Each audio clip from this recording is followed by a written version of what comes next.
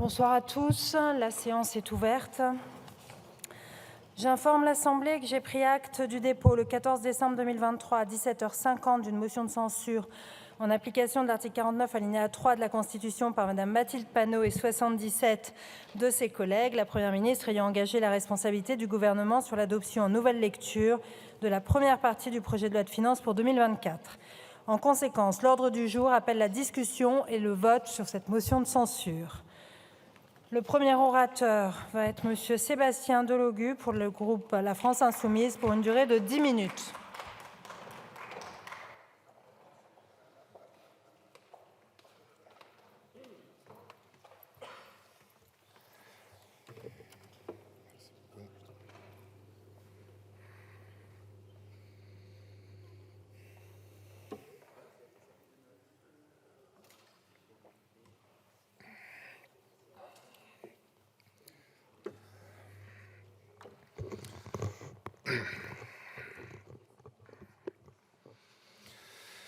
Madame la Présidente, Madame la Première ministre, collègues, je vais faire attention à ce que je dis aujourd'hui, parce qu'en quelques semaines, Madame Braun-Pivet est passée de VRP d'une armée étrangère à juge de la censure des représentants du peuple. Madame la Première ministre, au risque de vous étonner, je veux sincèrement vous remercier.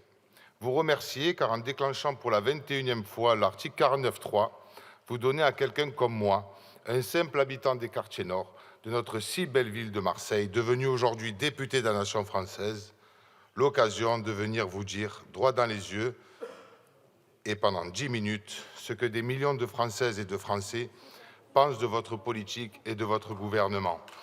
Oui, ce sont des millions de Françaises et de Français qui aimeraient bien, en ce moment même, être à ma place. Vous savez, celles et ceux qui font les frais de vos décisions autoritaires que vous leur imposez dans votre budget.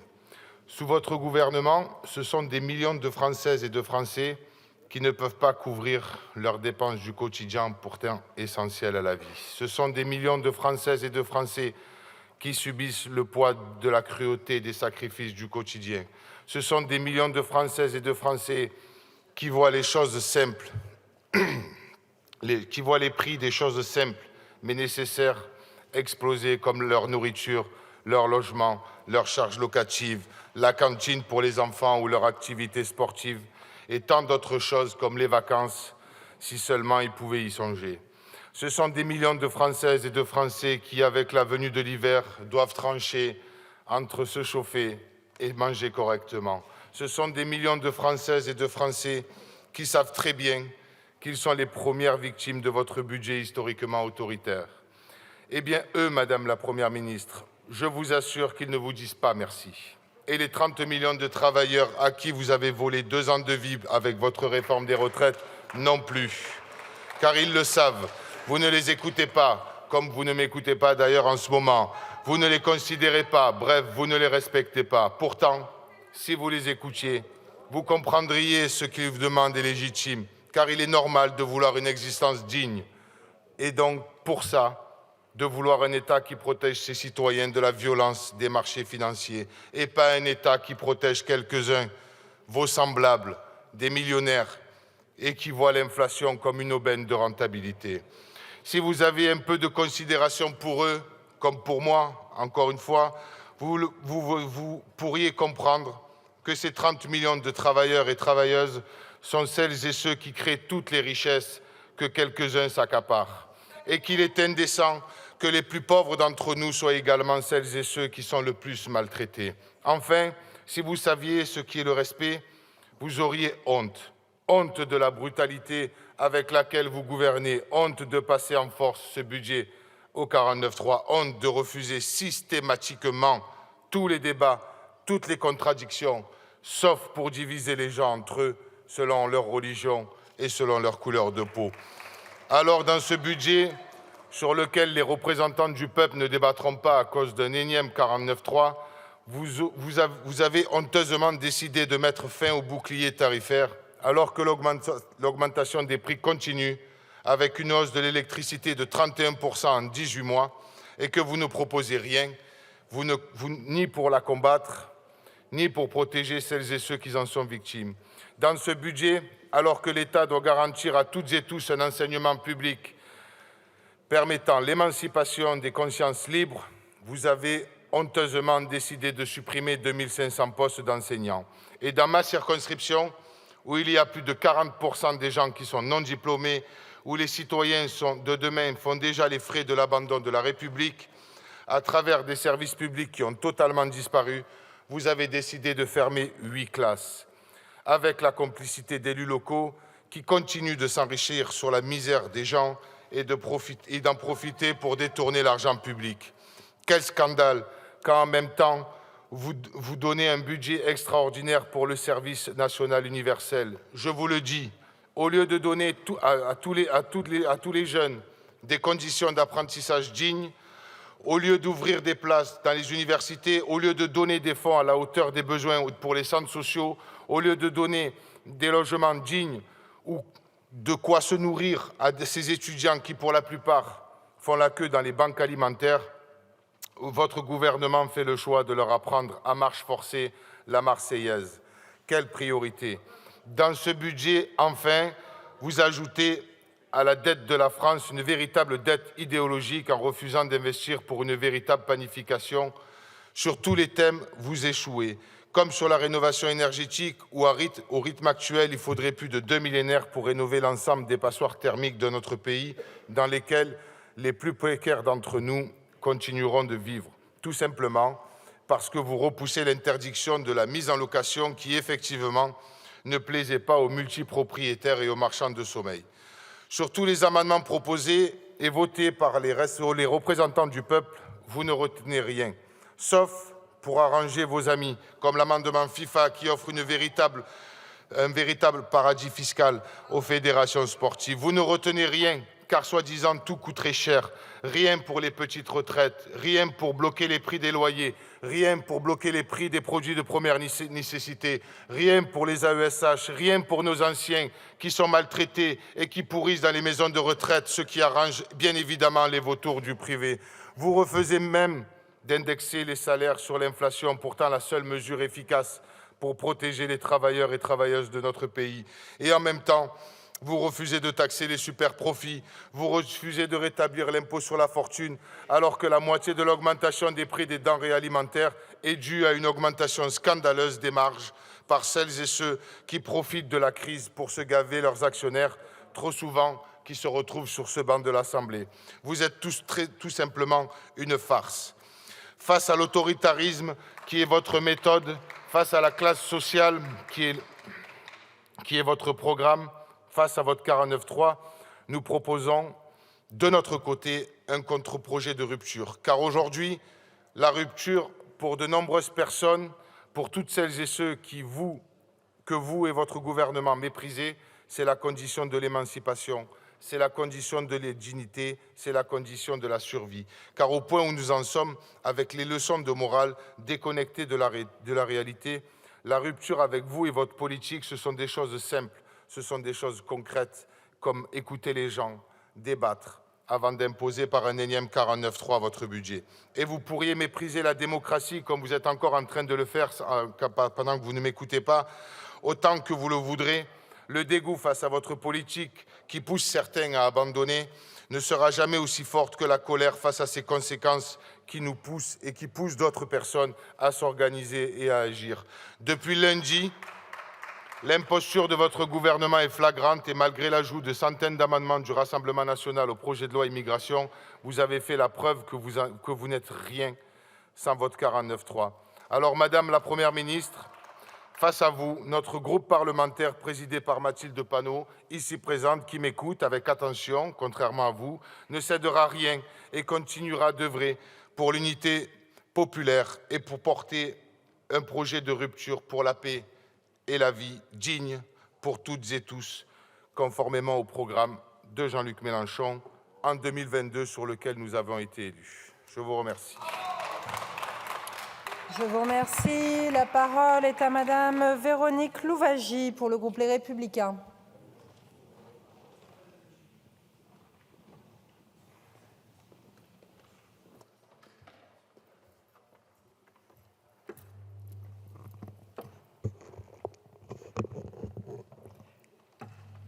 Madame la Présidente, Madame la Première ministre, Mesdames et Messieurs les ministres, mes chers collègues, sans surprise, la CMP de mardi dernier n'a pas débouché sur un accord et sans surprise encore, Madame la Première ministre, vous avez stoppé nos travaux sans nous laisser le temps de nous exprimer en discussion générale.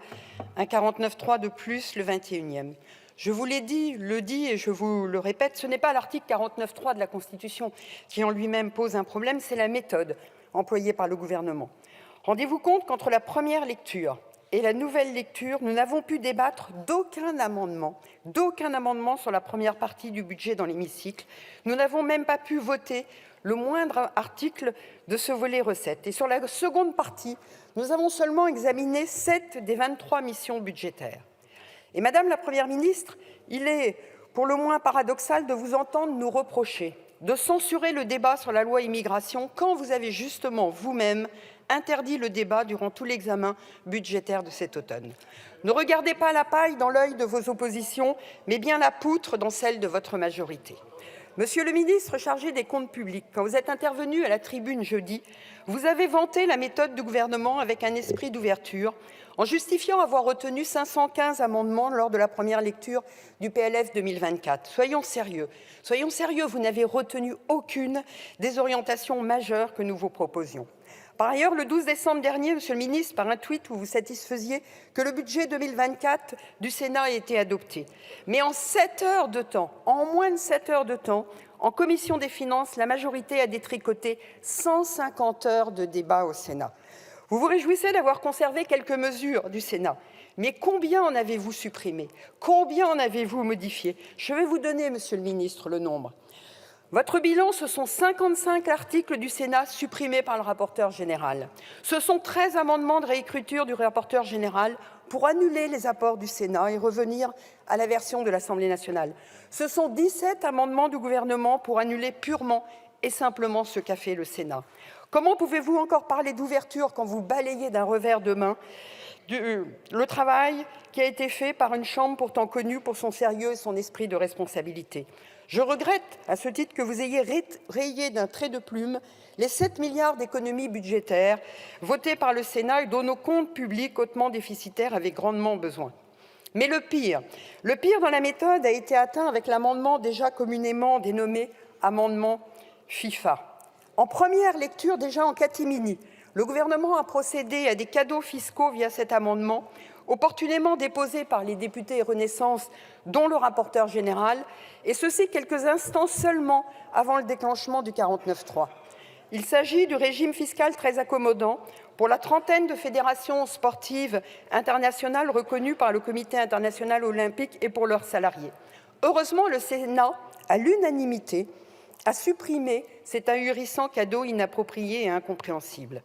Lors de la nouvelle lecture pour l'examen en commission des finances, la majorité et le gouvernement ne sont pas revenus sur cette suppression par le Sénat et de ce fait, aucun débat n'a eu lieu en commission des finances mercredi dernier. Mais stupeur, nous découvrons finalement que notre collègue Mathieu Lefèvre l'a redéposé en séance le lendemain, et en recevant un avis défavorable du rapporteur général, il n'attire évidemment pas l'attention de la commission des finances via l'article 88. Et ensuite, quelle autre surprise de constater que, Madame la Première ministre, vous retenez dans votre 49.3 cet amendement inique. À la veille de Noël, vous faites un gigantesque cadeau à certains acteurs dont la situation financière est pourtant excellente, sans que jamais, je dis bien jamais, la représentation nationale n'ait pu en débattre. Madame la Première ministre, c'est absolument scandaleux. Vous avez utilisé tous les artifices de manière fallacieuse à votre disposition pour éviter toute discussion à l'Assemblée nationale sur ce sujet très peu glorieux. Vous qui parliez de déni de démocratie lundi, vous nous en donnez un bel exemple aujourd'hui. Monsieur le ministre chargé des comptes publics qui évoquiez à cette tribune jeudi dernier l'importance du consentement à l'impôt et de la justice fiscale. Où est la justice fiscale? Et comment prôner le consentement à l'impôt quand vous faites un tel cadeau à quelques privilégiés, quand la grande majorité de nos concitoyens voient leur pouvoir d'achat baisser et que vous privez l'Assemblée nationale de pouvoir délibérer sur ce sujet? Méfiez-vous de la colère silencieuse après de telles manœuvres qui ne vous grandissent pas. Revenons maintenant à notre budget, au budget que le gouvernement nous propose pour 2024. D'abord, hélas, un taux de prélèvement obligatoire sidérant à 44,1% du PIB. En 2022, nos prélèvements obligatoires ont atteint un niveau historique, nous plaçant au plus haut niveau du podium des pays européens et des pays de l'OCDE. Ensuite, un niveau de dépenses publiques exorbitant, à savoir 55,9% du PIB, supérieur de 8 points à celui de la moyenne de la zone euro, et que vous ne faites rien pour contenir. Un déficit de 4,4% du PIB qui fait qu'en Europe, seulement 3 pays auront un déficit public plus important que le nôtre. Et de ce fait, une dette enfin qui continuera à augmenter, avec un recours à l'emprunt de plus de 285 milliards en 2024, un montant jamais atteint, qui fait que la France sera le 3e pays le plus endetté d'Europe, derrière l'Italie et la Grèce. Sachant qu'au moment de l'élection d'Emmanuel Macron en 2017, 7 pays avaient une dette plus élevée que la France et qu'ils ne sont plus aujourd'hui que 2. Cette charge de la dette qui va venir, qui était en 2021 de 31 milliards, va grimper à 57 milliards en 2024 et elle pourrait dépasser 81 milliards en 2027. Ce montant va devenir insoutenable. Je ne cesse de le dire, ce budget 2024 restera comme le budget de tous les records en termes de déficit et de dette. Pourtant, les signaux budgétaires devraient vous alerter, vous faire réagir. La note de la France a été dégradée par l'agence Fitch le 28 avril dernier de AA en AA-. Et Standard & Poor's a placé la France sous surveillance négative renforcée. Le président du Haut Conseil des finances publiques lui-même, je le cite, « Le PLF contient peu de mesures d'économie structurelle, alors pourtant que le gouvernement nous annonçait en grande pompe une revue des dépenses qui a donc débouché sur rien ou presque. » En 2024, les dépenses continueront de progresser davantage en valeur nominale que recommandée par l'Union européenne, et ce alors même que la Commission européenne a annoncé la fin de la clause dérogatoire générale du pacte de stabilité à compter de 2024. La Commission européenne, le 21 novembre dernier, a d'ailleurs mis en garde la France et 3 autres pays qui risquent de ne pas être en ligne avec les recommandations budgétaires de l'Union européenne pour l'an prochain, en raison de dépenses publiques excessives. Le poids de la dépense publique n'aura jamais été aussi élevé que sous le quinquennat d'Emmanuel Macron. Il est aujourd'hui 2 fois supérieur à ce qu'il était en 2019 et vous ne réagissez toujours pas. Je vous le dis une énième fois, Monsieur le Ministre, écoutez les propositions du contre-budget des Républicains que vous avez toujours refusées jusqu'à là. À défaut de nous écouter, à défaut de nous suivre dans cette ambition, nous continuerons de nous opposer à ce budget 2024. Pour autant, vous vous en doutez, il n'est pas question pour nous de voter cette motion de censure de la France insoumise, car nos idées, nos convictions et nos propositions sont aux antipodes de celles de Mathilde Panot et de ses collègues. La France insoumise qui conteste même la réalité de la dette et qui veut nous enfoncer chaque jour un peu plus dans la logique démagogique de la dépense, du déficit, comme si l'argent magique tombait du ciel et n'était payé par personne. La France insoumise dont la seule ambition est de taxer toujours plus les entreprises et les ménages, ou taxer la transmission qui donne pourtant une raison et une valeur au travail, ou encore taxer la réussite comme si elle était forcément suspecte et honteuse. Quand je pense à la gauche, qui, avec des députés de la majorité, a tenté mercredi soir de revenir sur la baisse de la TVA sur les centres équestres, pourtant arrachés de haute lutte, comme si les enfants qui ont le malheur d'aimer faire du poney étaient forcément filles et fils de milliardaires.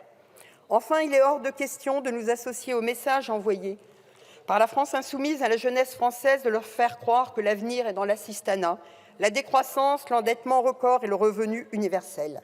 Pour toutes ces raisons, nous ne voterons pas cette motion, pas plus que les précédentes sur les lois de finances. Mais ne croyez pas, Madame la Première ministre, que nous cautionnons pour autant votre budget et votre méthode. Ils sont tous deux inacceptables. Je vous remercie. Merci beaucoup, ma chère collègue. La parole est à Monsieur Bruno Millienne pour le groupe démocrate. Madame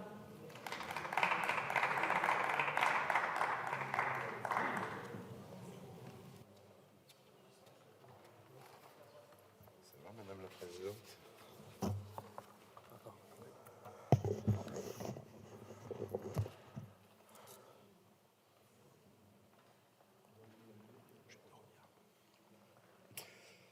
Madame la Présidente, Madame la Première ministre, Mesdames et Messieurs les ministres, Monsieur le rapporteur général, mes chers collègues. Quel bonheur, oui, quel bonheur de nous retrouver en ce samedi pour débattre d'une nouvelle motion de censure déposée par le groupe La France Insoumise.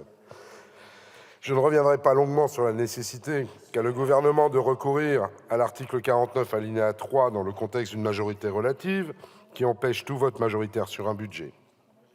Les Français l'ont bien compris et l'indifférence tant médiatique que populaire dans laquelle se déroule ce débat en est une preuve. Cette indifférence, voire pire, elle va même jusqu'à gagner vos propres rangs puisque la Mélenchonie est une nouvelle fois seule à déposer cette motion, isolée au sein d'une gauche que je ne présume aucunement en faveur du texte du gouvernement, mais qui a bien compris que cet exercice éculé n'avait que pour seule conséquence d'affaiblir un peu plus votre opposition, encore une fois tout à fait légitime, au gré des votes perdus. L'élément nouveau dans le débat par rapport à la dernière motion de censure, c'est ce qui s'est passé lundi dernier. Dans le texte sur lequel s'appuie aujourd'hui le dépôt de votre motion de censure, vous évoquez une attaque contre la démocratie parlementaire ou encore un déni du rôle du Parlement. Ces mots, ils correspondent parfaitement à la manœuvre que vous avez initiée lundi dernier avec l'extrême droite pour empêcher notre Assemblée de débattre du projet de loi immigration, débat que souhaitent vivement les Français, toutes les études le montrent. L'argument que vous avancez pour justifier votre refus de discuter d'immigration dans l'hémicycle, c'est que ce débat a eu lieu en commission. Eh bien, c'est aussi vrai pour le projet de loi de finances dont les commissaires concernés ont débattu pendant près de 6 heures en milieu de semaine, sans compter bien sûr les jours et nuits passés sur la première lecture. Vous êtes au final pris à votre propre jeu et les cris d'orfraie que vous poussez sur l'hypothétique déni de démocratie que représenterait le 49.3 résonnent aujourd'hui comme un néant d'hypocrisie et d'incohérence. C'est consternant. Finalement, la seule surprise de jour, c'est le vote de l'extrême droite. L'alliance construite lundi dernier entre la France Insoumise et le Rassemblement national va-t-elle de nouveau fonctionner aujourd'hui ? Assistera-t-on encore d'ici quelques minutes à ces scènes particulièrement gênantes de joie partagée aux deux extrêmes de l'hémicycle ? À la vue des rangs du Rassemblement national, j'en doute un peu. J'espère que vous ne serez pas trop déçus du manque de mobilisation de vos nouveaux amis. S'agissant de la position du groupe démocrate, vous la connaissez. Pendant des semaines, nous avons rappelé à quel point ce PLF était nécessaire pour l'avenir de notre pays. Nécessaire car une France sans budget est une France à l'arrêt. Quoi qu'en disent les oppositions, la non-absorption du budget serait délétère pour notre pays, d'autant plus dans un contexte de sortie de crise où notre économie doit bénéficier de tous les moyens nécessaires pour qu'elle puisse se montrer aussi résiliente en 2024 qu'elle le fut en 2023. Nécessaire car celui-ci est porteur d'avancées sans précédent en faveur de la transition écologique, de la justice fiscale ou encore des collectivités territoriales. Dans le texte initial ont figuré des mesures fortes dans ce sens. La transposition de l'accord de l'OCDE sur la taxation minimale des bénéfices des entreprises multinationales, la réduction progressive des dépenses fiscales brunes ou encore une augmentation de la dotation globale de fonctionnement de l'ordre de 220 millions d'euros. Le texte de la nouvelle lecture est encore plus ambitieux et ce grâce à des amendements venant de la majorité comme de l'opposition. L'augmentation de la DGF sera finalement portée à 320 millions d'euros. Les règles de lien seront assouplies entre la taxation d'habitation sur les résidences secondaires et la taxe foncière. Une taxe streaming sera instituée pour financer durablement la filière musicale française. Contrairement à ce que vous essayez de faire croire, cette majorité sait trouver des compromis sur des sujets cruciaux. La recherche du compromis n'est en aucun cas une compromission. Au groupe démocrate, nous avons contribué à enrichir le texte, mais nous continuerons de défendre nos convictions. Nous avons contribué à enrichir le texte sur des sujets divers. Nous avons souhaité élargir le champ des contrats de rente sur vie aux personnes majeures dans la capacité d'acquérir une instruction ou une formation professionnelle d'un niveau normal. Nous avons travaillé avec le gouvernement à la prolongation d'un abattement exceptionnel et temporaire sur les plus-values immobilières et foncières dans le cas de cessions permettant la création de logements sociaux. Nous avons aussi souhaité créer la possibilité pour les EPCI et les communes d'exonérer de taxes d'habitation les associations reconnues d'utilité publique, les fondations et les œuvres et les organismes d'intérêt général.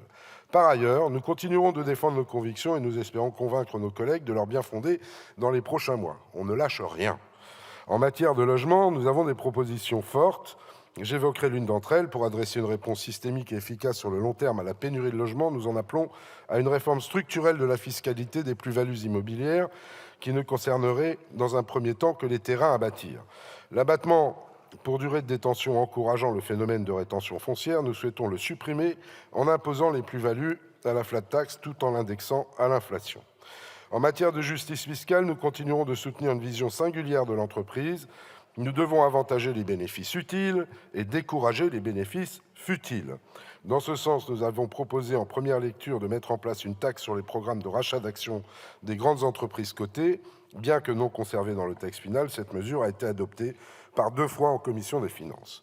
Vous l'aurez compris, en responsabilité et sans pour autant renier ses valeurs, le groupe démocrate ne votera pas cette motion de censure, représentative d'un jeu politicien qui dure depuis plusieurs mois du côté de l'opposition et qui a pour unique effet d'abîmer de plus en plus profondément notre démocratie. Merci. Merci beaucoup, monsieur le député. La parole est à madame Marietta Karamanli pour le groupe socialiste.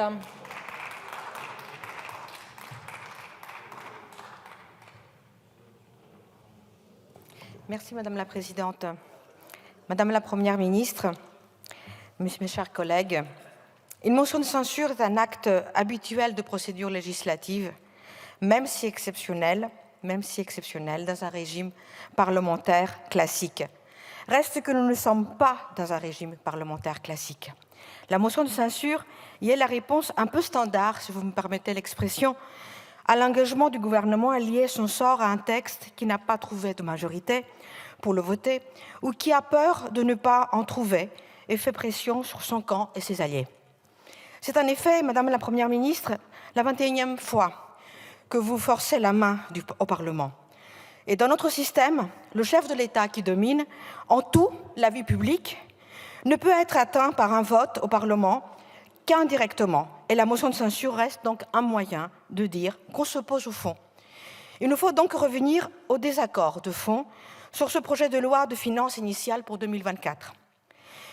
Notre collègue Christine Pires-Beaune avait en première lecture précisé la position des députés socialistes y apparentés. Premier point, ce budget ne soutient pas les Français. Les prix des dépenses quotidiennes n'ont pas été aussi hauts depuis très longtemps. L'État cherche à compenser ce qu'il accorde d'un côté, mais il ne cherche pas à la faire en puisant du côté des plus riches, ni dans les très grandes entreprises. La pauvreté n'a jamais été aussi haute. Plus de 9 millions de pauvres en France, soit 15% de pauvres dans la 6e économie du monde. La plus grande partie de la réduction de la dépense s'explique par l'arrêt des dispositifs exceptionnels instaurés pendant la crise énergétique et qui ont profité pour partie aux petits ménages ou entreprises. Et parallèlement, l'État, en ne rehaussant pas de 20 milliards d'euros ce que perd mécaniquement le budget de l'État de fait de l'inflation, fait des économies un peu à l'aveugle. Enfin, l'affirmation des priorités éducatives ou sociales ne s'accompagne pas des moyens nécessaires. Je pense à l'école. L'État reprend 2500 postes de professeurs qui auraient été bien utiles pour accompagner les enfants les plus en difficulté, qui sont souvent ceux des familles les plus modestes.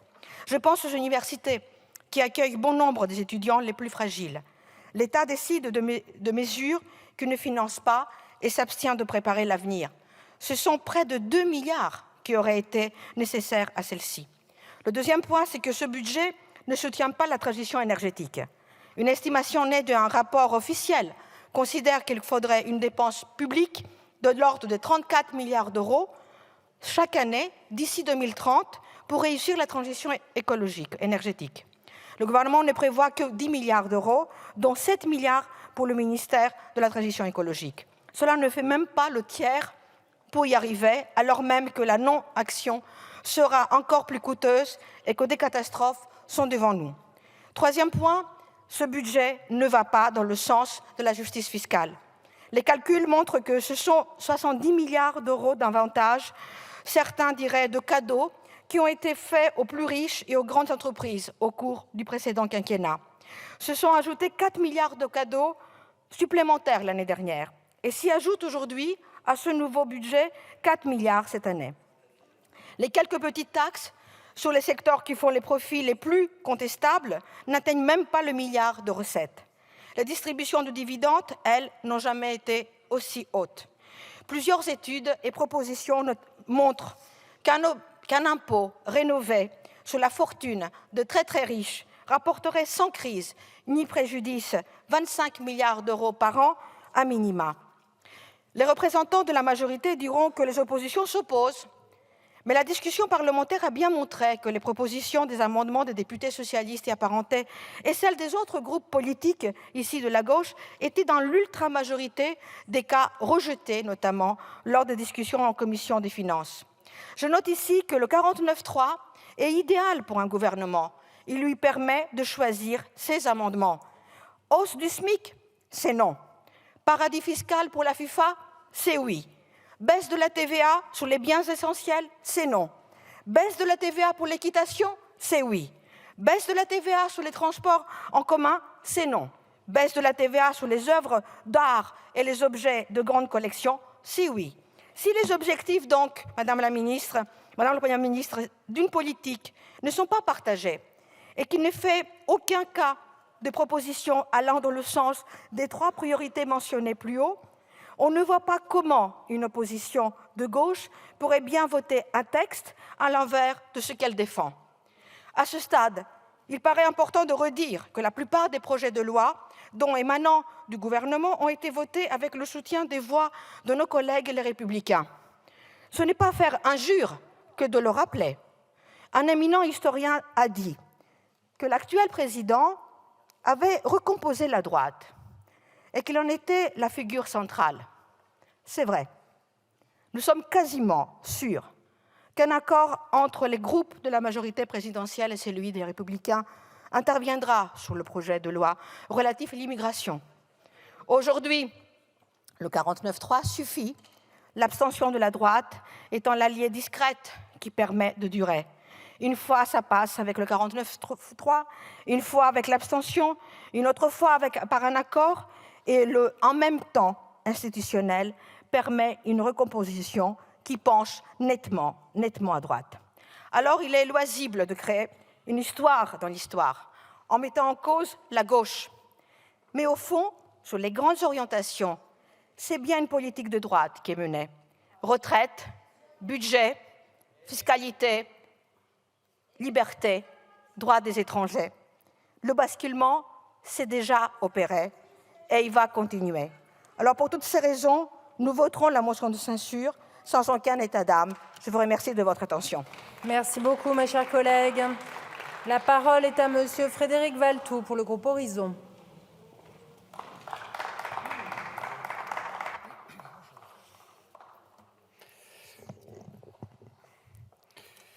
Madame la Présidente, Madame la Première ministre, Mesdames et Messieurs les ministres, Monsieur le rapporteur général, chers collègues, je suis ravi de vous retrouver aujourd'hui, comme nous tous, pour ce nouveau débat sur une nouvelle motion de censure déposée par le groupe LFI, une de plus.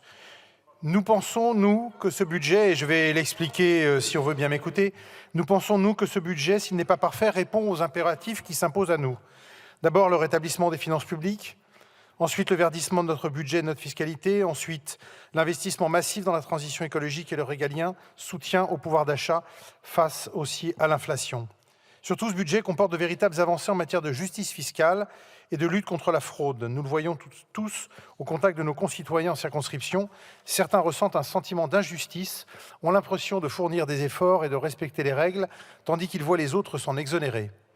Je veux leur dire qu'il y a dans le budget 2024 de véritables avancées, qu'il ne s'agit pas de survendre, mais qu'il ne faut pas minimiser. Je pense notamment à la transposition dans notre droit de l'accord de l'OCDE sur la taxation minimale des multinationales, fruit de longues négociations dans lesquelles la France a joué un rôle majeur. Cet accord est une étape essentielle vers une coopération internationale renforcée en matière de fiscalité.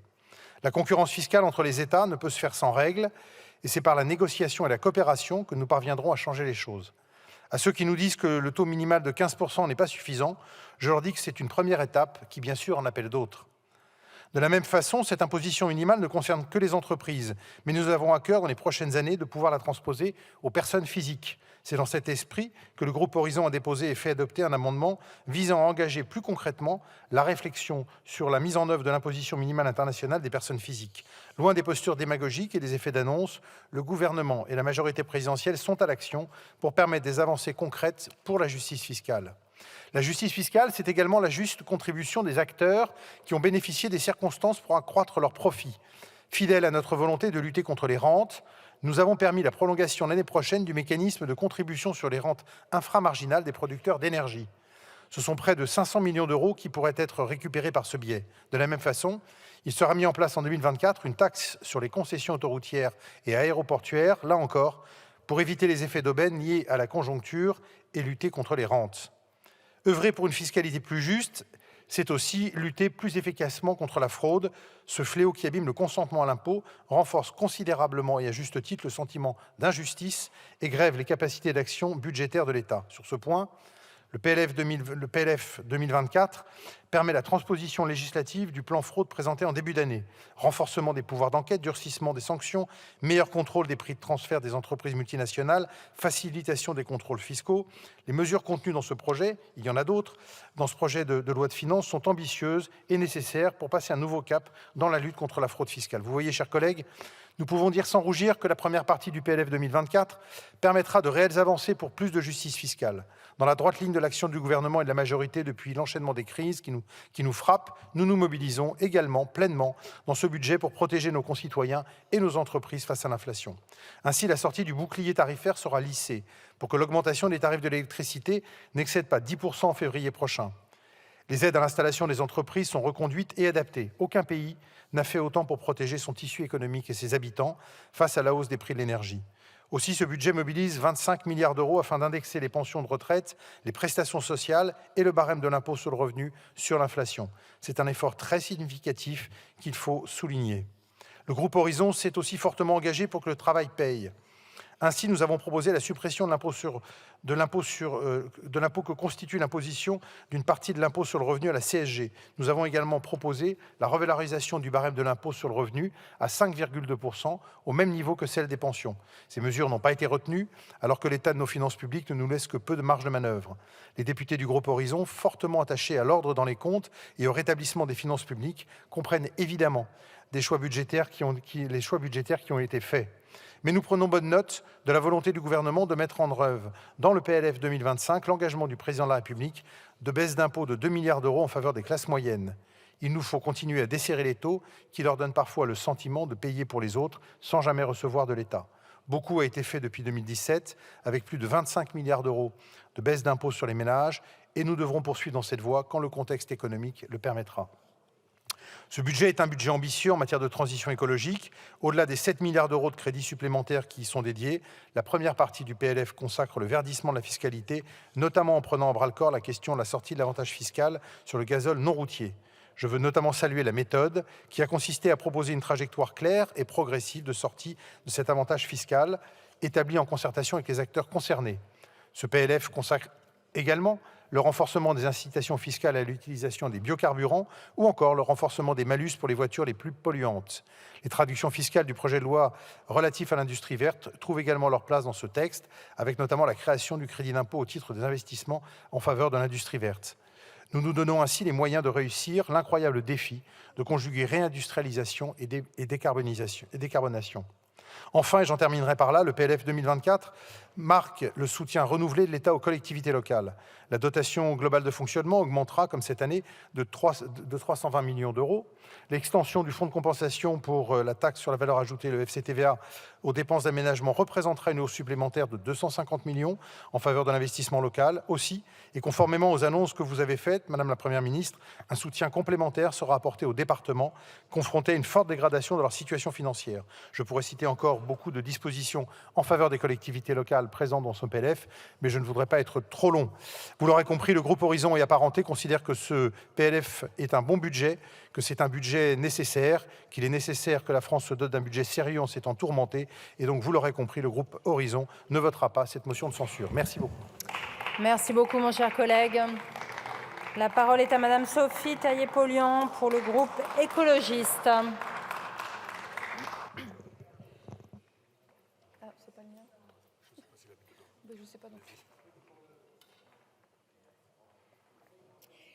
Madame la Présidente, Madame la Première ministre, Mesdames et Messieurs les ministres, chers collègues, nous avons assisté jeudi au 21e recours au 49.3 depuis le début de la législature.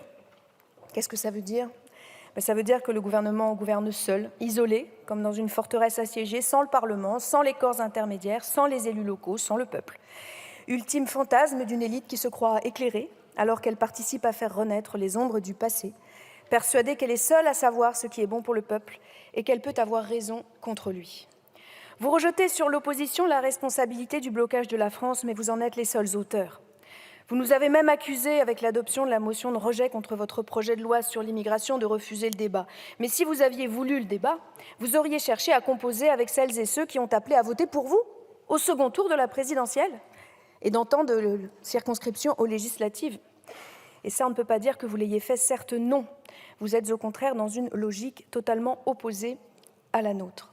Coincés dans vos certitudes et vos dogmes ultralibéraux, vous ne voyez qu'une issue, qu'une pratique solitaire et autoritaire du pouvoir. Bien sûr que nous aurions voulu débattre du budget à donner à la France. Que signifie ce budget pour le quotidien des Françaises et des Français ? Il coûtera 2700 postes de professeurs dans les collèges, écoles et lycées de nos enfants qui souffrent déjà tant des absences non remplacées et des classes surchargées. Il coûtera un lit et un abri pour la nuit aux milliers de gosses à la rue, par un gel du budget de l'hébergement d'urgence malgré toute une société civile mobilisée. Il coûtera aux victimes du dérèglement climatique les conséquences de votre inaction, sécheresse, inondations et autres tempêtes, parce que, coincés dans vos certitudes, vous n'écoutez même pas vos soutiens de la première heure, tout ce qui a été pourtant clairement détaillé dans le rapport Pisani-Ferry-Mahfouz remis à Madame la Première ministre au printemps 2023. Nous aurions voulu débattre de la taxe transport de longue distance ou de la réforme des redevances des agences de l'eau pour laquelle, in extremis, vous avez battu en retraite face au lobby de l'agro-industrie. Nous aurions voulu débattre du nouveau paradis fiscal pour des fédérations sportives internationales gavées par ailleurs d'argent de médias privés. Nous aurions voulu aussi débattre de ce que vos amis centristes au Sénat ont voté, une contribution exceptionnelle sur les hauts revenus à la hausse, idée d'abord portée par les écologistes et la NUPES ici. Mais le plus grave dans cet isolement au fil des 49.3 qui s'enchaînent, c'est que vous entraînez dans votre chute la démocratie tout entière, car le débat parlementaire est au cœur du modèle républicain de la démocratie représentative. Chaque fois, Madame la Première ministre, que vous montez à la tribune pour mettre fin au débat parlementaire, vous affaiblissez un peu plus la démocratie. À chaque promesse de grand débat, de plan banlieue, de CNR qui accouche à chaque fois d'une souris, votre politique d'affaiblissement démocratique se poursuit. Elle prépare le lit d'une extrême droite qui n'attend que l'effondrement du cadre républicain pour prendre le pouvoir et ne plus le lâcher. Mais ce mépris de l'Assemblée nationale ne s'exprime pas seulement à travers cette suite insensée de 49.3, car il n'y a pas que le 49.3 pour vous, pour fouler aux pieds nos débats et nos délibérations lorsqu'elles ne vous conviennent pas. J'en veux pour preuve le texte examiné actuellement en Europe, le Media Freedom Act. En janvier dernier, à l'Assemblée nationale, nous avons débattu et nous avons adopté ici une résolution portant voix de la France dans le débat européen sur la directive médias. Nous avons, sur proposition de ma collègue Bourouaha, soutenu avec votre minorité présidentielle, une proposition pour demander à votre gouvernement de porter la défense absolue et sans équivoque du secret des sources des journalistes. Et qu'apprend-on ? Grâce à une enquête de Disclose et une note du ministère de l'Intérieur révélée par Reporters sans frontières, on apprend que le gouvernement français exige en réalité à l'échelon européen, aux côtés des représentants du gouvernement hongrois qui espionnent ces journalistes. Alors, le gouvernement français demande d'établir une clause d'exclusion des questions de sécurité nationale et de défense au secret des sources. C'est cette clause qui a valu à la journaliste Ariane Lavrieux une perquisition à son domicile par des hommes lourdement armés. C'est cette clause qui a permis que son appartement et ses outils de travail soient fouillés, que son téléphone soit saisi. C'est cette clause qui lui a valu un placement en garde à vue par la DGSI après ses révélations sur l'implication de l'armée française dans le cadre de l'opération Sirli, c'est-à-dire dans des bombardements de civils menés par le gouvernement autoritaire égyptien du général Sissi. Notre liberté dépend de la liberté de la presse. Elle ne saurait être limitée sans être perdue, écrivait Thomas Jefferson en 1786. La liberté de la presse est au fondement de notre démocratie et vous la bafouez, comme vous bafouez le débat parlementaire.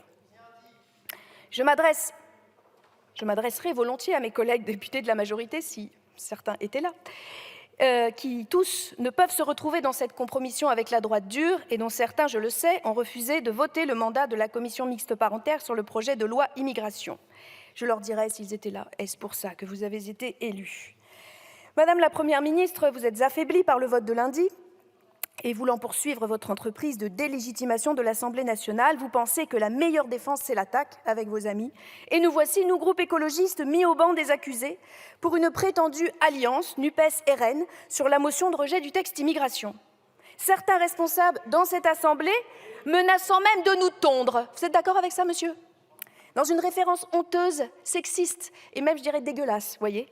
C'est pas nous qui sommes prêts à brader nos principes et nos valeurs dans les pires concessions à la droite radicalisée et derrière elle à l'extrême droite décomplexée, à leur offrir des textes purement idéologiques sur un plateau d'argent, comme disait Madame la députée de votre camp, et espérer leur voix pour faire adopter un texte indigne de notre pays et de ses valeurs, parmi lesquelles la fraternité. Le groupe écologiste ne transige pas sur ses valeurs, et nous avions bien entendu au moment du vote de cette motion de rejet les déclarations de M. Darmanin, lundi. M. Darmanin, vous aviez tendu à plusieurs reprises votre main vers la droite, donnant votre accord pour revenir dans le débat sur certaines dispositions particulièrement honteuses qui avaient été supprimées en commission, méprisant ainsi le travail de votre propre majorité. Ce ne sont pas les écologistes ou la NUPES qui ont, fort à propos, la veille du vote, appelé des parlementaires de droite en promettant de nouvelles brigades de gendarmerie. J'en profite donc pour vous dire, M. Darmanin, même si, contrairement à d'autres, peut-être, vous ne pouvez espérer mon vote sur un texte qui criminalise l'immigration, eh bien, dans ma circonscription, on a besoin d'un commissariat de plein exercice. Ça fait 40 ans qu'on le demande à Villejuif.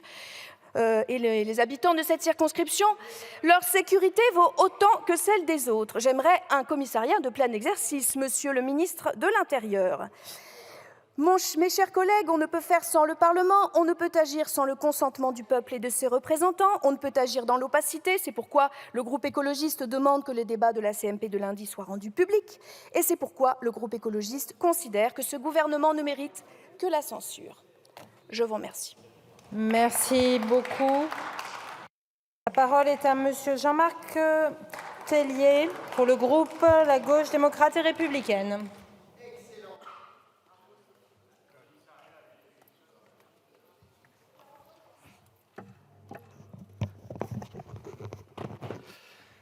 Madame la Présidente, Madame la Première ministre, Mesdames, Messieurs les ministres, chers collègues, même l'intervention générale sur le projet de loi de finances était de trop pour vous. Ce projet de loi, nous ne l'avons jamais étudié dans cet hémicycle concernant la première partie et à peine quelques missions budgétaires pour la seconde. Alors je dis, lorsque l'examen en nouvelle lecture a commencé, il n'y avait très peu de suspense sur l'issue. Pour autant, lorsque vous vous êtes avancé à cette tribune, Madame la Première ministre, pour annoncer votre 21e 49.3, les représentants des différents groupes n'avaient même pas eu le temps de s'exprimer. Même entendre les critiques des oppositions sur votre texte était de trop. Malgré les éléments de langage distillés depuis quelques jours et le rejet du projet de loi inique sur l'immigration, tout le monde sait, ici et dans le pays, que ceux qui n'aiment pas le débat parlementaire, c'est bien vous, le gouvernement et les députés de la majorité. Vous ne supportez pas être mis en minorité. Vous réagissez à la moindre parole contradictoire, à la moindre opposition. Vous étouffez à la moindre occasion et chaque jour, par vos manœuvres, par vos coups de boutoir procéduraux, vous affaiblissez un peu plus la démocratie parlementaire, mais aussi la confiance que les citoyens ont pour nos institutions. Pour vous dépêtrer de votre mise en minorité la semaine dernière, vous avez osé dire que les Français étaient favorables au projet de loi immigration et donc qu'il fallait le voter. Mais que faites-vous des 93% de Françaises et de Français qui refusaient haut et fort la réforme des retraites, qui l'ont crié des semaines entières dans les rues et que vous avez écarté par la brutalité d'un 49.3. Vous nous avez aussi accusés d'avoir mêlé nos voix avec celles du Rassemblement national. Mais n'est-ce pas sur leur banc que vous avez trouvé le soutien nécessaire pour adopter la loi LOPMI, le projet de loi justice ou repousser l'augmentation du SMIC? Les irresponsables, c'est vous. Les cyniques, c'est vous. Les brutaux, c'est vous. Une nouvelle fois donc, les représentants du peuple français n'auront pas l'occasion de débattre du texte le plus important de l'année, le budget de la nation. Pourtant, La situation sociale de notre pays est d'une violence palpable. L'actualité récente nous rappelle la situation désastreuse de l'hébergement d'urgence, avec des dispositifs qui sont aujourd'hui embolisés. Depuis 2019, le nombre officiel de places d'hébergement d'urgence n'ont pas augmenté et plafonne à 203 000, une anomalie alors que les besoins augmentent. Mais pire encore, le nombre de places effectives, lui, est en chute libre. La faute d'abord à la sous-budgétisation, car les crédits inscrits ne permettent pas, dans les faits, de financer 203 000 places. En ayant fait le choix de la facilité et du court terme, mais aussi en refusant toute augmentation de crédits, notre pays fait face à une situation sociale désastreuse avec 6 000 personnes qui doivent dormir dans la rue car les services du 115 sont saturés. À l'heure où nous parlons, ce PLF ne prévoit aucune réponse à cette situation. Le deuxième enjeu majeur de l'actualité, c'est bien entendu le pouvoir d'achat. La cherté de la vie accule chaque jour un peu plus nos concitoyens. 20%, monsieur le ministre, 20%. C'est l'inflation cumulée en 2 ans dans l'Hexagone et c'est pire encore dans les Outre-mer. Face à ça, les salaires ne suivent pas et mettent chaque jour un peu plus en difficulté beaucoup de nos concitoyens. On ne vit plus dans notre pays, dans de nombreux cas, de son travail, comme le montrent les 2 millions de travailleurs pauvres. Il n'est plus acceptable que nombre de minima de branches soit inférieur au SMIC. Ce PLF et plus généralement le texte budgétaire constituent une nouvelle occasion manquée pour agir de manière contraignante sur les salaires. Nous le regrettons. Cette situation conduit à accentuer les inégalités économiques, inégalités que les réformes fiscales ont largement contribué à accroître. Comme l'ont montré nos collègues Mattei et Sansu, ces inégalités gangrènent aujourd'hui notre société qui, petit à petit, redevient une société de rentiers et d'héritiers, une société figée qui ne permet plus la mobilité sociale. Cette situation se renforce encore quand on assiste à la dégradation des services publics. 50% des Français les plus modestes ne possèdent que 8% du patrimoine privé. Pour eux, le seul patrimoine, c'est souvent les services publics, c'est l'hôpital public, c'est l'école ou encore le logement. L'INSEE l'a montré, la moitié de la distribution du modèle social français passe par les services publics. Or, en continuant de détériorer les services publics, en l'occurrence les services publics de proximité, vous accentuez un peu plus la fracture entre les Français.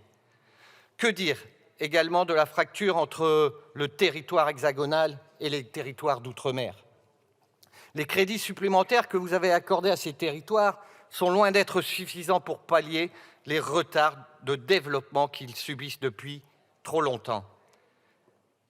Précarité du logement, ampleur de l'habitat indigne, état des infrastructures, notamment routières, obstacles à l'accès à l'eau potable, loin d'être de simples statistiques. Ces carences profondes affectent le quotidien de centaines de milliers de nos concitoyens ultramarins. La crise du logement est particulièrement criante.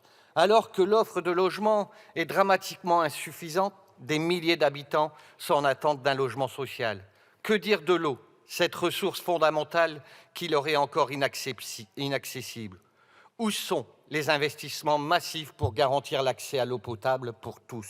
Pensez-vous vraiment que 50 millions d'euros suffiront à régler la crise de l'eau à Mayotte? Comme tous ceux qui l'ont précédé, ce budget ne permettra pas de renverser l'absence de développement qui ronge les territoires ultramarins. La fracture sociale dans notre pays nous inquiète aujourd'hui au plus haut point. C'est à celle-ci que vous devriez vous attaquer et non à celle créée de toutes pièces par des théoriciens du grand remplacement ou du choc des civilisations. Bien au contraire, vous devez foncer dans cette direction. Bien au contraire, vous foncez dans cette direction et ajoutez en plus une fracture démocratique entre nos citoyens et leurs institutions, en multipliant les coups de force antidémocratiques. En toute logique, et face à cette situation, notre groupe votera la censure du gouvernement. Je vous remercie. La parole est à Monsieur Benoît Mournay pour le groupe Renaissance.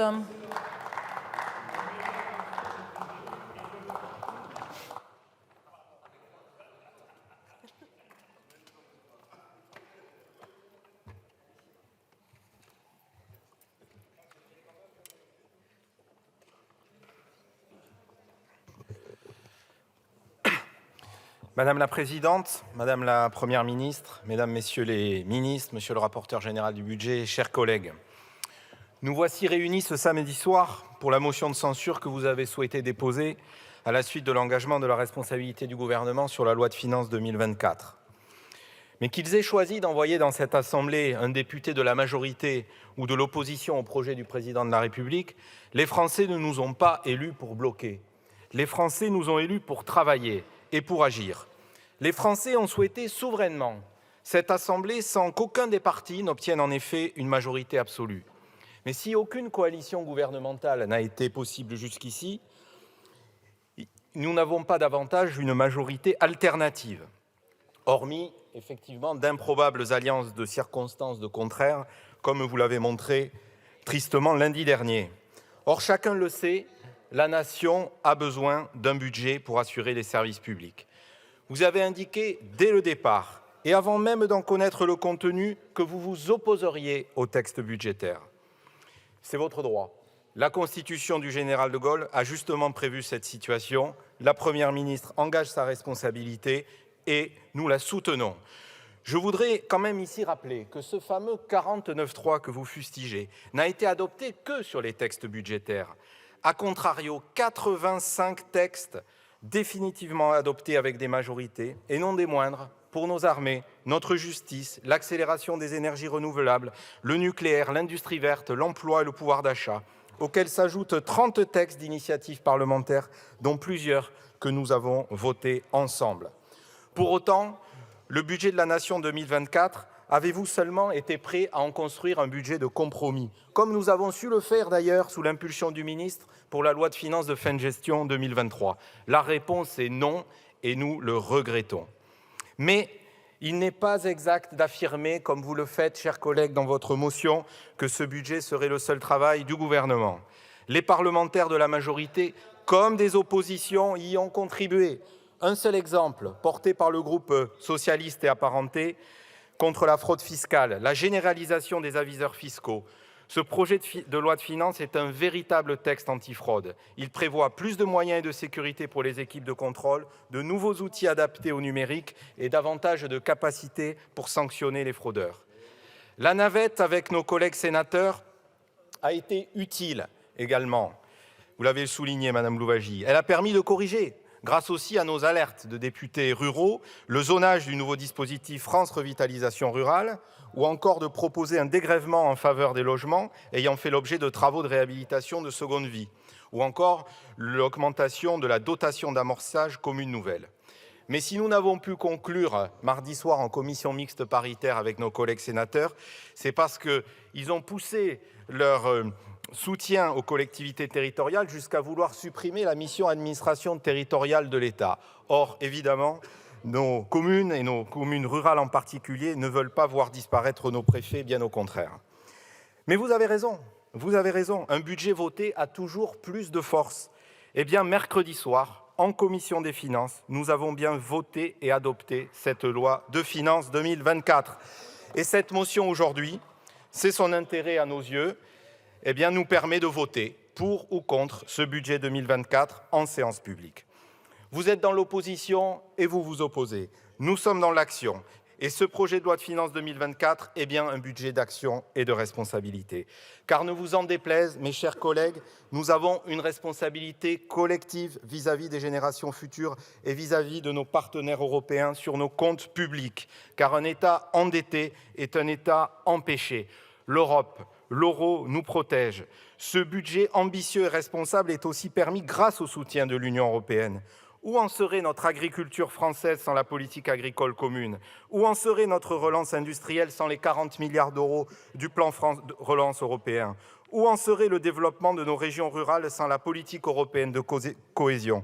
Combien payerions-nous de charges d'intérêt de la dette sans la protection de notre monnaie, l'euro? Le respect de la trajectoire des comptes publics est un impératif catégorique, pas seulement pour le pacte européen, pour les générations futures, nos enfants et nos petits-enfants qui ne nous pardonneraient pas de vivre à crédit sur leur dos. Pour cela, aucun miracle. Sans renoncer à investir, il nous faut sans cesse interroger et réinterroger la pertinence de nos dépenses fiscales et budgétaires.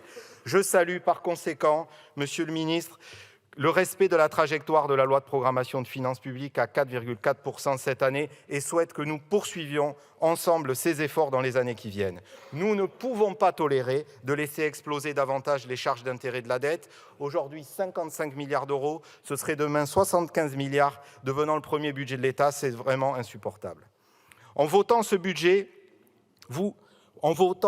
ce budget, vous votez donc contre la possibilité de l'État de lever l'impôt. Vous votez contre le financement des collectivités territoriales et de la sécurité sociale, contre le plan de lutte contre la fraude pour assurer la justice fiscale, contre l'accord international pour l'imposition minimale des entreprises, contre la contribution sur les rentes inframarginales des énergéticiens, autrement dit la taxe sur les superprofits que vous feignez de réclamer. Vous votez contre le verdissement de notre fiscalité, contre la mise en œuvre du crédit énergie verte. Bravo, chers collègues. Alors, que retiendra-t-on de ce budget 2024 ? À Tarbes, à Madiran, à Argelès, à Maubourguet, à Gavarnie, à Lourdes, mes chers collègues, c'est la question qui nous intéresse tous, nous autres, les députés de la nation, élus pour des idées et des valeurs, mais avant tout élus pour les gens et pour nos territoires. Eh bien, nous retiendrons que c'est un budget d'action historique pour le cap du plein emploi, pour le réarmement de nos services publics et pour la planification écologique. Les entrepreneurs de ce pays, nos artisans, nos commerçants, nos agriculteurs, nos chefs d'entreprise nous demandent la stabilité fiscale. Cela joue, ne vous en déplaise, sur la confiance. Et vous savez quoi? Cela augmente même le rendement des impôts. Les recettes fiscales nettes de ce budget, c'est 350 milliards, 17 milliards de plus qu'en 2023. Le rendement du seul impôt sur les sociétés augmente de 11 milliards. En parallèle, nous poursuivons la baisse de l'impôt de production CVAE, qui est l'ennemi de notre industrie, qui est une véritable subvention à la délocalisation et qui est mieux que compensée pour nos collectivités par la TVA. J'en profite cependant pour appeler l'attention du gouvernement sur cette question de la prévisibilité des recettes de compensation de la TVA pour nos communes, qui nous est vraiment remontée du terrain. Le pouvoir d'achat, il reste la première préoccupation de nos concitoyens. Et notre réponse, c'est le travail. 2 millions d'emplois créés depuis 2017, 900 000 dans l'industrie. Le travail doit payer. Eh bien, c'est cette majorité qui a augmenté le SMIC de 11% depuis janvier 2022. C'est ce budget qui permet d'augmenter le SMIC et la prime d'activité sur l'inflation pour atteindre 1 750 € bruts mensuels au 1er janvier. C'est ce budget qui indexe le barème de l'impôt sur le revenu. Mais mieux rémunérer le travail, cela ne signifie pas non plus laisser au bord du chemin la solidarité envers celles et ceux qui sont malades, isolés, en incapacité de pouvoir travailler ou se déplacer. Eh bien, c'est aussi ce budget qui revalorise les prestations sociales. En circonscription, comme moi j'imagine, vous êtes interpellés sur la revalorisation des retraites. Eh bien, ce budget les entend. C'est 5,2% de plus au 1er janvier, 4 milliards d'euros en plus pour nos retraités modestes. Si notre système de redistribution réduit l'écart entre les revenus des 10% les Français les plus riches et des 10% les plus modestes dans un rapport de 18-3, les inégalités se jouent à la racine dans nos quartiers et nos ruralités. Eh bien, ce budget, pour notre jeunesse, pour notre avenir, revalorise les bourses sur critères sociaux, pérennise le repas à 1 € pour les étudiants boursiers, prolonge le gel des loyers dans les résidences universitaires et les droits d'inscription à l'université, Madame la ministre de l'Enseignement supérieur. Et tout cela, vous votez contre. Enfin, Vous voulez censurer la revalorisation salariale dans la fonction publique de 5 points d'indice au 1er janvier, qui veut rendre notre fonction publique plus attractive. Les services publics, justement, le patrimoine de ceux qui n'en ont pas. Je me suis engagé pour cela et je suis très fier d'appartenir à une majorité qui les réarme de manière considérable et se donne comme priorité de créer 1500 postes de magistrats, de greffiers, d'assistants d'enquête, de brigades de gendarmerie, augmente la revalorisation, augmente nos enseignants comme jamais aucun gouvernement auparavant ne l'a fait, à 2100 € net par mois en début de carrière, 2500 € net dans les zones REP et REP+. C'est un effort inédit consenti par notre nation. C'est aussi la généralisation des territoires éducatifs ruraux et des cités éducatives. Vous votez contre la préservation des monuments et des monuments religieux et leur restauration avec la hausse du crédit d'impôt à 65%. Vous votez contre le soutien financier aux collectivités, le premier kilomètre de l'action publique. Vous votez contre le plan de lutte contre la violence aux élus, l'augmentation des 220 millions d'euros de la DGF, des 1,8 milliard d'euros de DSIL et les 2,5 milliards d'euros de fonds verts. Pour la planification écologique, enfin, le plus grand défi du temps pour notre jeunesse, c'est un effort de 10 milliards d'euros de plus de l'État et de ses opérateurs, soit un budget qui est porté à 40 milliards d'euros pour la rénovation des logements, pour la protection de nos forêts, pour la transition de notre agriculture, pour la protection de la biodiversité, 2,2 milliards d'euros rien que sur le plan eau. MaPrimeRénov', dans mon seul département des Hautes-Pyrénées, c'est 10 000 foyers qui ont pu changer leur chaudière. C'est aussi dans ce budget la mise en œuvre d'une promesse de campagne, MaPrimeAdapt', pour adapter et financer les logements en perte d'autonomie liés à l'âge ou au handicap pour les ménages les plus modestes. Nous pouvons être fiers des mesures que nous portons au bénéfice des Français. Et vous, chers collègues de la France insoumise, de quoi êtes-vous fiers au juste? Car je vous ai écouté et j'ai lu naturellement votre motion de censure. Je n'y ai pas vu l'esprit de finesse, j'ai plutôt vu l'outrance, le rejet, l'obstruction, le refus d'obstacle, en définitive, le refus d'agir. Car aujourd'hui, très sincèrement, chers collègues, je crois que le clivage principal dans notre société, ce n'est plus principalement le clivage gauche-droite. C'est posture ou dépassement, c'est immobilisme ou action, c'est explication simpliste ou complexe, c'est vouloir vivre des problèmes des gens ou vouloir les régler. Alors, vous tentez de paralyser le pays, mais vous nous trouverez toujours devant vous, debout, avec une volonté toujours plus grande de servir et de répondre aux besoins des Français, même en majorité relative, même quand c'est difficile. Eh bien, nous sommes unis, cette majorité est unie et ne vous laisserons pas être le marchepied de l'arrivée de l'extrême droite dans notre pays. La majorité silencieuse et exigeante des Français préférera toujours nos actions aux postures qui sont bruyantes de ce côté-ci et le camouflage et la chaise vide de ce côté-là. Je veux, pour conclure, saluer et remercier notre Première ministre, chère Elisabeth Borne, Monsieur le ministre des Comptes publics, cher Thomas, qui ont le sens du dialogue et de l'intérêt général chevillé au corps. Ils l'ont montré. Notre groupe les soutient de toutes ses forces et ne prendra évidemment pas part au vote de cette motion. Je vous remercie. Je vous remercie. La parole est à Monsieur Emmanuel Bléry pour le Rassemblement national.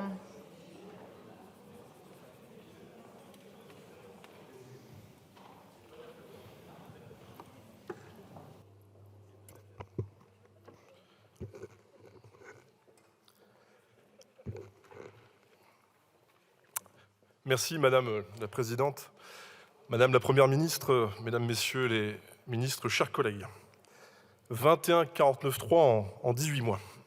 Ne cherchez pas, ce n'est pas un problème mathématique, c'est un problème simplement de représentativité nationale, c'est un problème d'incapacité à écouter ce que les Français vous disent, c'est une incapacité à discuter effectivement avec les oppositions et à trouver des compromis. En ne donnant pas de majorité à l'Assemblée nationale, les Français, dans leur grande sagesse, ont voulu limiter la latitude du pouvoir exécutif pour l'obliger à trouver des compromis avec le pouvoir législatif.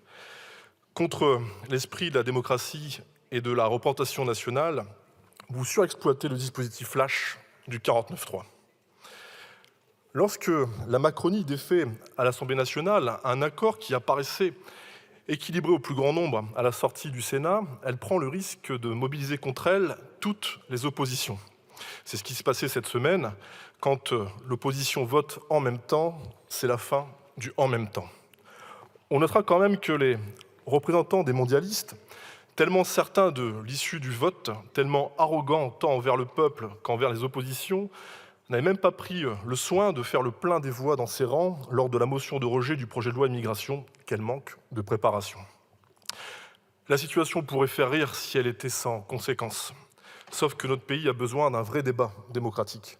Notre pays a besoin de députés et d'un gouvernement courageux.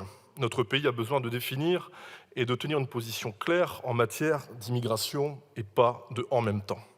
Notre pays a besoin d'un ministère de l'Intérieur capable d'expulser les OQTF. Notre pays a besoin d'une justice ferme qui condamne les délinquants et qui maintient en prison ceux qui doivent y purger leur peine. Nos concitoyens les plus fragiles ont besoin d'un pays et d'une administration qui les soutiennent. Parmi les plus fragiles se trouvent nos agriculteurs qui ont besoin d'une réglementation facilitante. On y trouve aussi nos ouvriers qui ont besoin d'usines. Nos chefs d'entreprise, eux, ont besoin de liberté pour développer leur activité. Nous avons collectivement besoin d'un État fort, d'une administration courageuse et d'une justice forte avec les forts et bienveillante avec les plus faibles. Chers collègues, vous savez comme moi que la France est le premier pays touristique au monde. En dehors de la crise Covid, le tourisme représente 4% de notre PIB. Pour quelles raisons, à votre avis, sommes-nous la première puissance touristique au monde?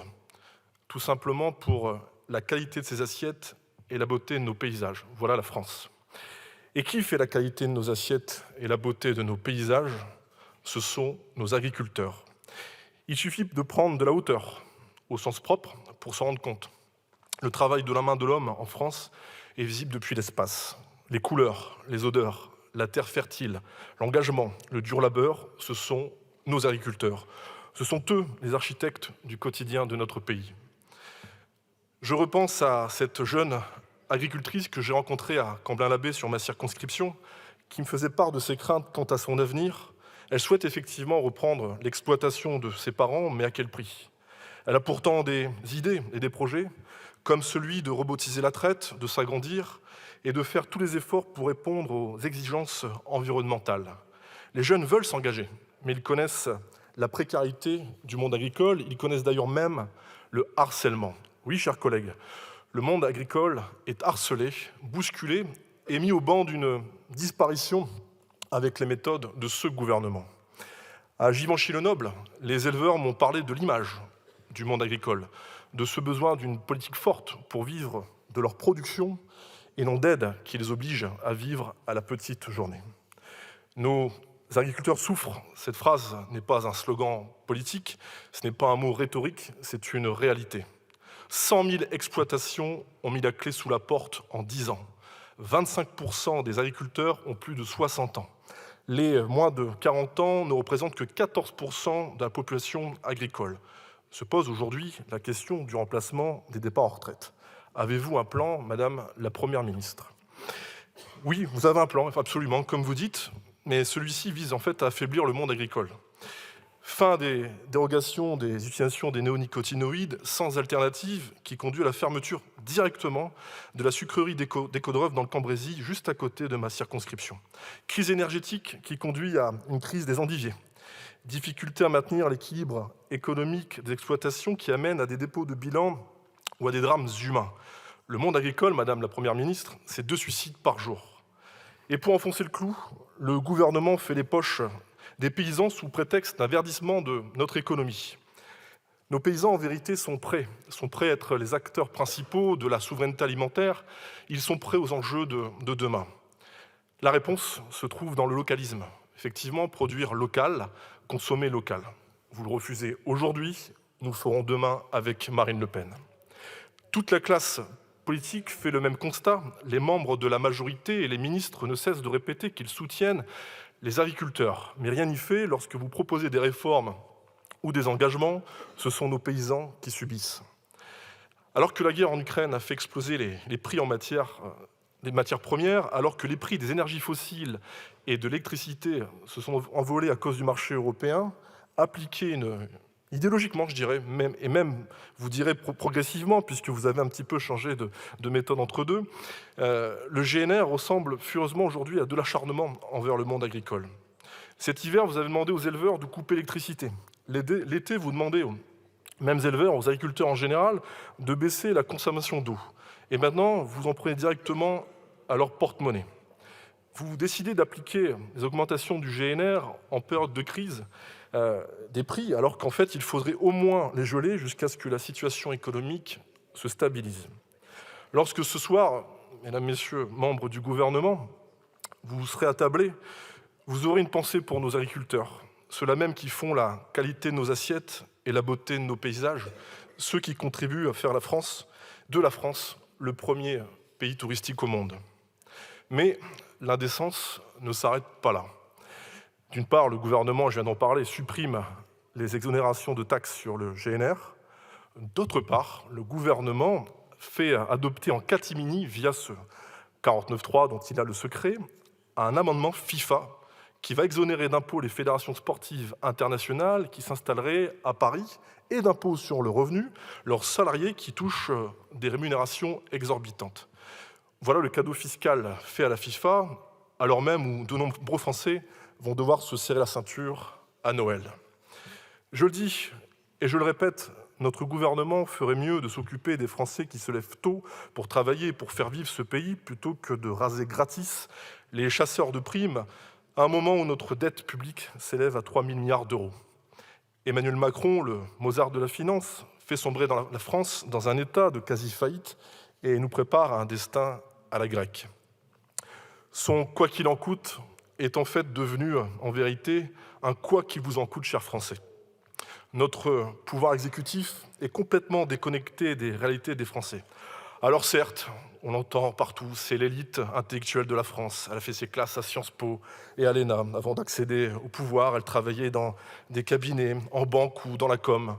Bien qu'elle ne pense rien avoir à apprendre des petites gens, elle ne sait pas ce que c'est d'être à découvert le 10 du mois parce que l'inflation a rendu les produits du quotidien, les fruits, les légumes, inabordables et parce que, aujourd'hui encore, le gasoil dépasse encore les 1,70 € à bas pomme. C'est au cours de la présidence d'Emmanuel Macron que le mouvement des Gilets jaunes a pris de l'ampleur, mettant en lumière le décalage existant entre nos élites parisiennes d'une part et les gens normaux qui travaillent sans parvenir parfois à boucler leur fin de mois. Ce n'est pas la NUPES, si elle existe encore, qui va défendre le sort des classes populaires et des classes moyennes, parce que la gauche a abandonné en vérité les classes populaires et dans le même temps, elle a appelé à voter pour Emmanuel Macron. Enfin, je voudrais rappeler que le groupe RN s'est battu avec force et en faveur de nos concitoyens ultramarins. De manière transpartisane, nous avons tiré la sonnette d'alarme sur les faiblesses des infrastructures d'eau et d'assainissement, notamment en Guadeloupe et à Mayotte. Nous avons proposé de relever le chèque alimentaire pour Mayotte, vous l'avez refusé, qui fait face à une véritable situation d'urgence humanitaire, en plus de l'urgence migratoire. Quant à la Guyane, nous avons proposé de renforcer l'opération Harpie, qui lutte depuis 2008 contre le fléau de l'orpaillage illégal, qu'il convient d'éradiquer, comme l'ont souligné en nous rejoignant sur ce point plusieurs élus d'outre-mer. Ce soir, ceux qui espéraient quelque chose de la Macronie sont une fois de plus déçus. Les Français l'observent et le déplorent. C'est dans les urnes qu'ils pourront prendre leur destin en main. J'ai une pensée ce soir toute particulière pour nos concitoyens qui, malgré les difficultés financières, essaieront à leur prochain d'offrir un réveillon de Noël, un Noël. Noël, c'est la fête de la lumière au cœur de l'hiver. C'est l'étoile qui brille faiblement dans la nuit noire. Et puis, Noël nous rappelle aussi qu'il existe toujours un espoir. Alors, avec un peu d'avance, je souhaite à l'ensemble des Français de bonnes fêtes de fin d'année. Je vous remercie. Je vous remercie. Pour terminer cette discussion générale, la parole est à Monsieur Nicolas Dupont-Aignan.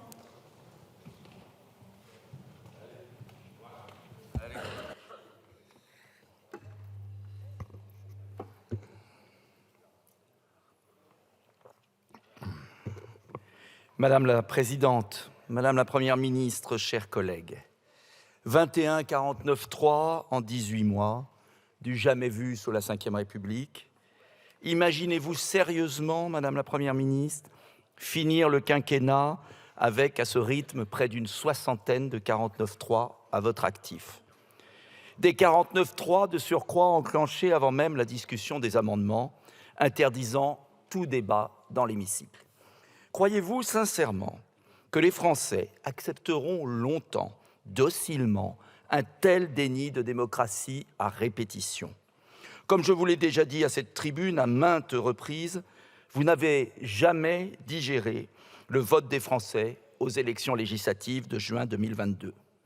Vous passez votre temps à répéter que vous voulez des compromis, mais les Français ont bien vu que vous n'en faisiez jamais. Vous avez même supprimé de ce projet de loi des amendements provenant du MoDem, votre propre majorité. Non content d'user et d'abuser du 49.3, vous avez d'ailleurs eu le culot de crier au scandale démocratique ce lundi, suite à l'adoption salutaire de la motion de rejet du projet de loi immigration. Quel comble!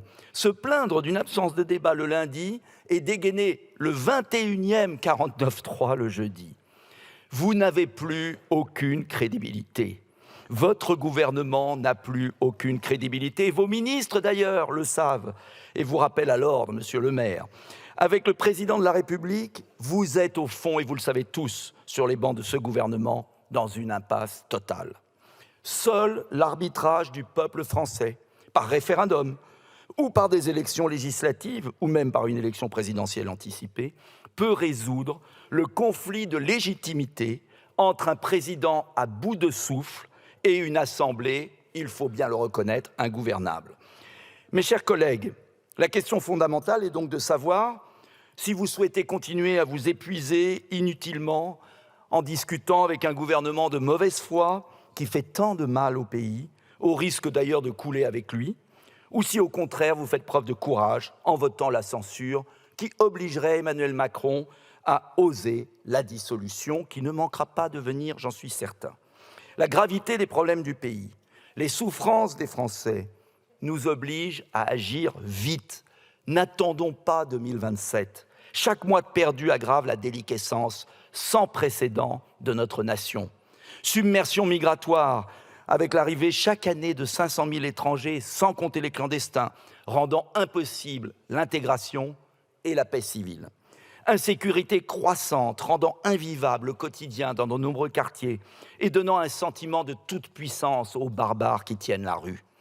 Perte de substance économique, notamment de nos agriculteurs qui souffrent et qui manifestent dans l'indifférence générale, avec un fossé toujours plus grand entre le discours de la réindustrialisation, de la relocalisation et la pratique des délocalisations, aboutissant même à ce que dans les 2/3 des pharmacies françaises, il n'y ait plus d'amoxicilline pour les enfants. C'est ça la réalité de votre politique. Inégalité sociale exacerbée, avec une baisse historique du pouvoir d'achat, un record de pauvreté et toujours plus d'argent pour l'oligarchie qui est votre maître. Abandon des ultramarins qui souffrent et qui n'ont même pas d'eau potable. Enfin, soumission généralisée à une Union européenne autoritaire, assez folle pour prévoir de donner 186 milliards d'euros, dont 32 à la charge des Français pour l'élargissement à l'Ukraine. Et nous devrions attendre sagement 2026 en vous subissant. Ce serait un crime de non-assistance à nation en danger. Car oui, si nous continuons dans cet hémicycle, les petites soupes sur les petits feux, Emmanuel Macron nous laissera un champ de ruines. Seules des élections législatives anticipées permettraient aux Français de choisir une majorité claire, une vraie alternative politique capable enfin de s'attaquer à la racine des problèmes français. Une vraie alternative rassemblant les patriotes, les amoureux de la France, les gaullistes, qui dans quantité de domaines clés, comme la sécurité, la création de richesses, l'immigration, la restructuration des services publics, l'aménagement du territoire, l'indépendance nationale, partagent l'essentiel en commun. Lundi soir, lundi dernier, pour une fois, les Français étaient fiers de notre Assemblée. Alors aujourd'hui, prenons nos responsabilités pour leur rendre le pouvoir et les laisser enfin choisir la politique qu'ils souhaitent pour sortir de l'impasse dans laquelle vous avez mis le pays. Je vous remercie. La parole est à Madame la Première ministre.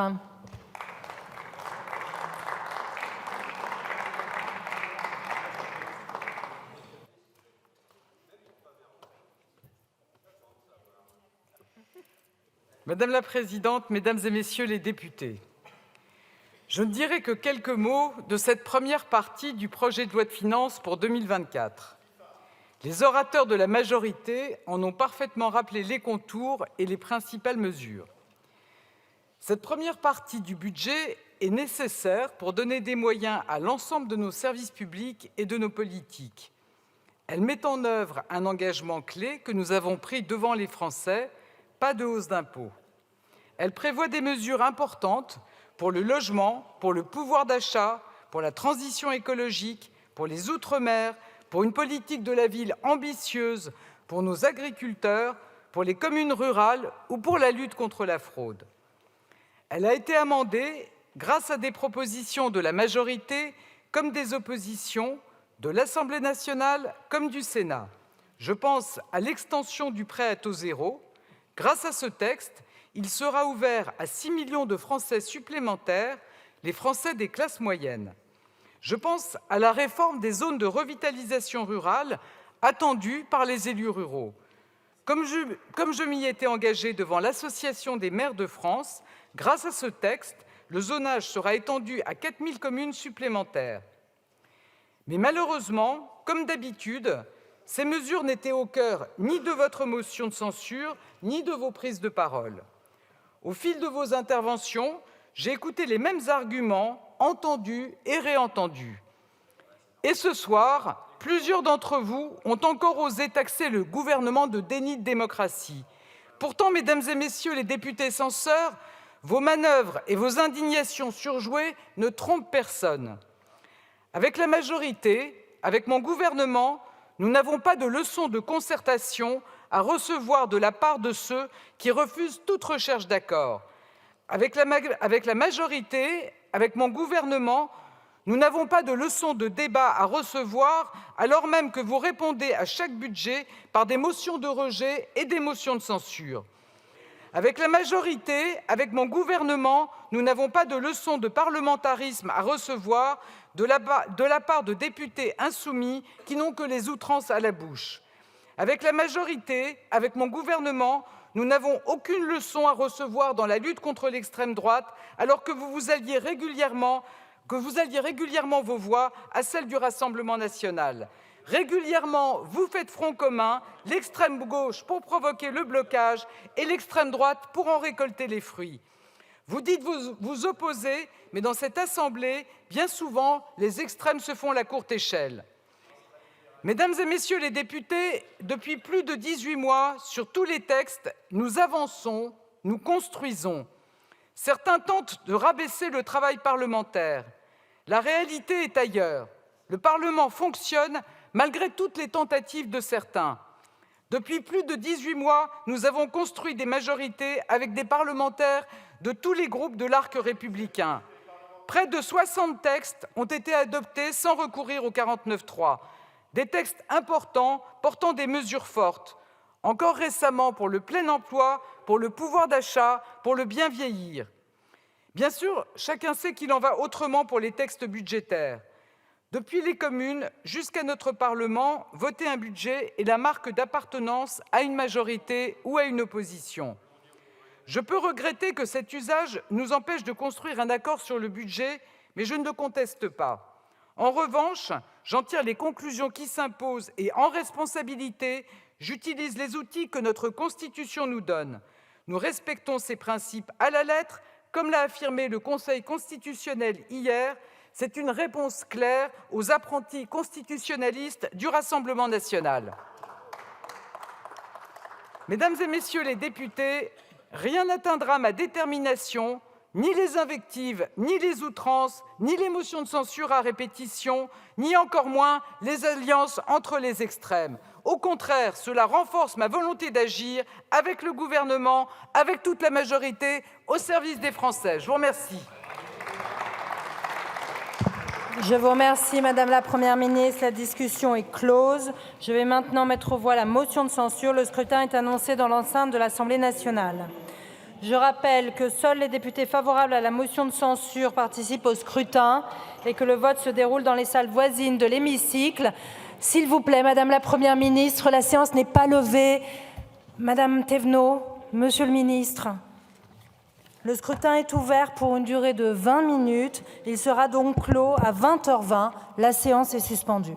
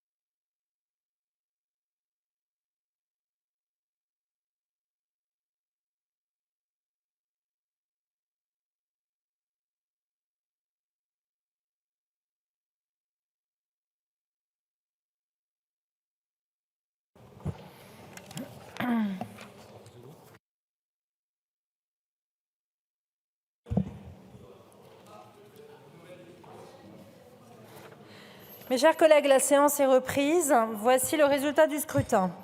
Majorité requise pour l'adoption de la motion de censure sur la majorité absolue des membres composant l'Assemblée 289. Pour l'adoption, 75. La majorité requise n'étant pas atteinte, la motion de censure n'est pas adoptée. En conséquence, la première partie du projet de loi de finances pour 2024 est considérée comme adoptée en nouvelle lecture. L'ordre du jour appelle la suite de la discussion en nouvelle lecture du projet de loi de finances pour 2024. Nous en venons à la seconde partie et la parole est à Madame la Première ministre.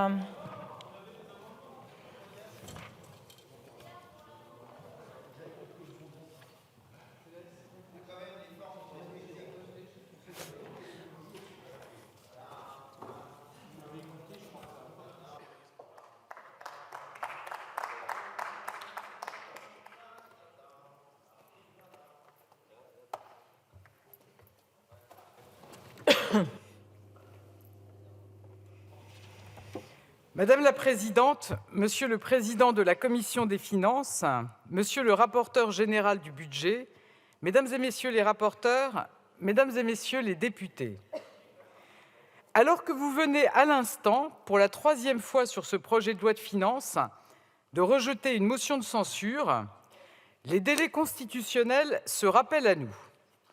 Et tandis qu'ils se rapprochent, une chose est claire, nous ne pouvons pas nous passer d'un budget. Nous ne pouvons pas nous passer d'un budget d'investissement qui renforce l'autorité de l'État et accorde des moyens sans précédent à notre justice, pour notre sécurité et pour nos armées.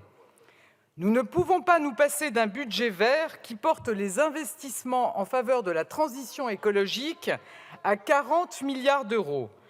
Nous ne pouvons pas nous passer d'un budget qui renforce nos services publics et notamment notre école. Nous ne pouvons pas nous passer d'un budget de responsabilité conforme à notre trajectoire de diminution des déficits publics.